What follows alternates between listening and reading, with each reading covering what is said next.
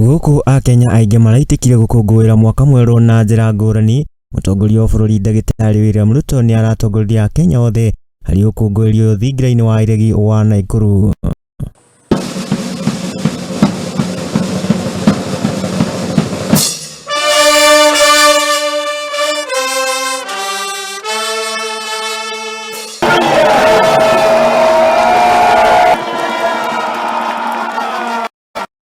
Ni hindi ya igongona riri na kuria araheanire ndumiriri ya muthia ya mwaka. Ruto akioneka gutetera na njira nene Makinya Maruru maria makorirwo magitacukia mari ta thirikari ya Kenya kwanza, akiuga ati ni ikinya ria kwatura bũrũri wa Kenya kuma mũtondo-ini wa guthinikana kiwonjoria.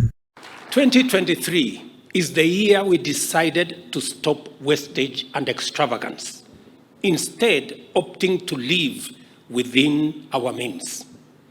We decided to cut expenditure by up to 400 billion shillings so as to reduce our borrowing.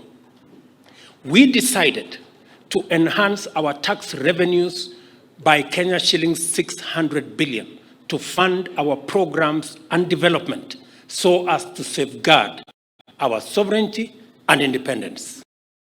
No hindi no Ruto nionekete kuogora rũthiomi rũrĩa akoretwo akĩhũthĩra rwa gũkuruhania thirikari hĩtũku na kũritũha kwa ngarama ya mũtũrĩre, na rĩu akioneka gũkuruhania mbara cia Israel na Palestine harĩ kwambatĩra kwa mathogora ma indo itiganĩte.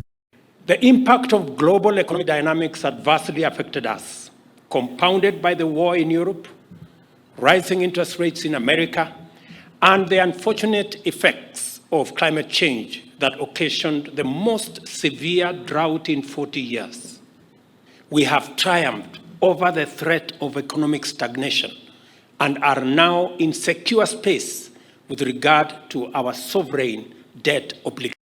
Ruto oho ndanatigana thutha harĩ kũhũrĩra ndebe mamwe wa marĩa marongorĩirie gũkinyanĩria marĩ ta thirikari ya Kenya kwanza na kuongerera atĩ nĩ meharĩirie gũthikĩrĩria mawoni kuma kũrĩ andũ na ikundi ngũrani.